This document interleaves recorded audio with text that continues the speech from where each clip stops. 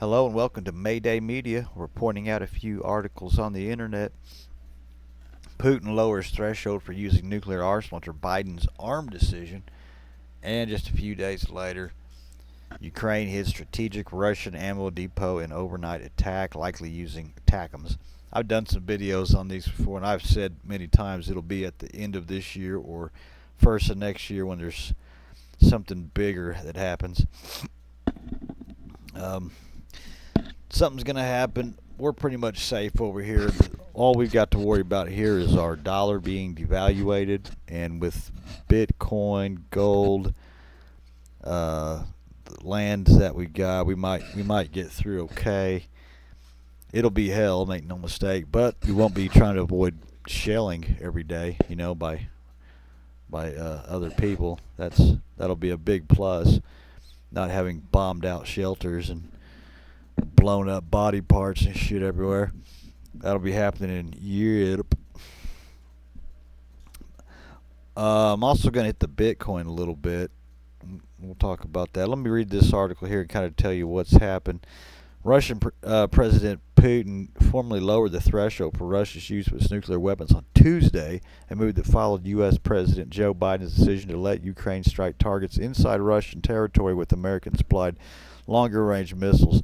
Now, he made that agreement maybe a year ago. He had said that if they ever move any nuclear weapons in, that he's going to do a bunch of this stuff.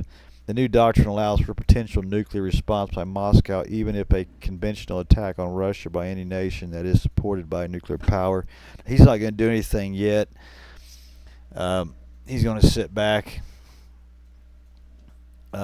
He'd be stupid to make a move right now. They're just seeing what he's going to do to retaliate.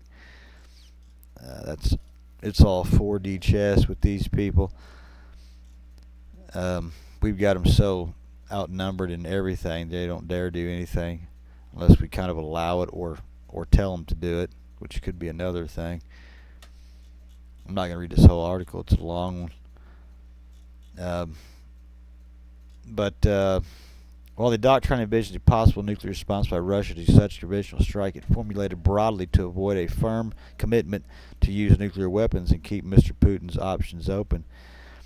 The approval of the document demonstrates Mr. Putin's readiness to tap his nuclear arsenal to force the West to back down as Moscow presses a slow-moving offensive.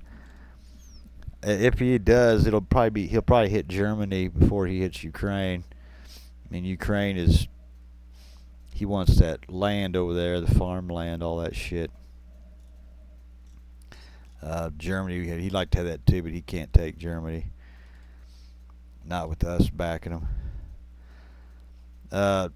He had previously warned U.S. and other NATO allies that allowing Ukraine to use Western-supplied longer-range weapons to hit Russian territory would mean that Russia and NATO are at war. So I'm guessing that's what he means. Now, Prime Minister Keir Starmer denounced the revised nuclear doctrine as the latest example of irresponsibility from the depraved Russian government, according to spokeswoman Camilla Marshall. Russia is the one that continues to escalate this war, and use of the North Korean troops is just one example of that. Yeah, okay, well, I don't know what he's talking about there. He could remove his troops, roll back his tanks in the onslaught, and needless bloodshed of both Ukraine and Russia. We would urge him to do so.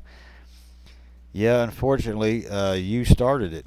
And that's the thing. Ukraine started the whole shit. And also, Ukraine voted to go back to Russia, and that's really what started most of it. This was back in 2012, 2014, something around that time. It was a big to-do. Ukraine hit strategic Russian ammo depot in overnight attack, likely using ATACMS. We all know what happened. According to the Sensors.net sources, this marked the first time in history of Ukraine's armed forces used U.S. ATACMS ballistic missiles to strike a military target inside Russia, following Biden's approval.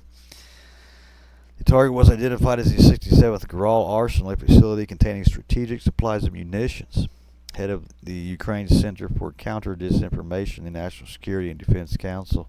GRAW stands for Main Missile and Artillery Directorate of the Russian Ministry of Defense. They're trying to say it didn't get hit, but and maybe not, because it might not have been Americans shooting it, in which case you might not have everything figured out. But this will keep continuing um, without stop for probably until something happens. And now that he's got these bad boys, I mean, look for something to happen by the end of the year, first of next year. I'll just put it that way. The Bitcoin price, here we are. Let's see what it shows here now. 92,327. It's already went up. It's been predicted by somebody that said 138, and I hope 105. I'm going to sell another half. I sold a half at 85. I'm going to sell another half at 105, and half at 120, 125, somewhere around there. Might sell it all out at 125, and just sit back on the cash after that. I've got some Ethereum and Chainlink. I think some Solano. I can't remember. I've already made some sales on them, and buy back in when she's down and out sometime. I don't know when it'll be. It's a waiting game. Here's a little story. Morgan will be bringing a four-wheeled model to the U.S. for the first time in 20 years. I believe this is a model. This isn't real, I don't think. But this is a here. I'll hit the story. It's a real quick one. If you've been hunting for a pure British driving experience, Mazda is too mainstream, you're in luck. Morgan, the British automaker, best known for their unorthodox three-wheeler, will return to the U.S. in 2025 with their Plus 4 model. Let's go over some of the shit on it here. It is powered by a 2.0-liter BMW twin-power turbo four-cylinder engine producing 255 horsepower. It's 222,250 pounds, and compared to a Mazda Miata is 2,332 pounds. And this has got about 100 more horsepower. There's the car. It is a good-looking car. What's the price tag? I think it was like 86,000, 84, 85,000 for that car, but that's for what that is. That's all handmade wood. It's got aluminum around the wood framing. It's a beautiful automobile.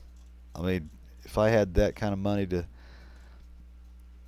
do, that would be one of the cars I would want sitting in my little car collection if I was that kind of a guy with that kind of money, but I'm not.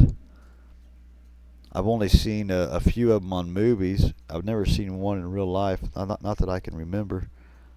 I would like to maybe see one, though. I think they're pretty rare. But this is a gas car, not electric. Had an electric wheelbarrow I was going to do today. A little story on it. It was pretty cool.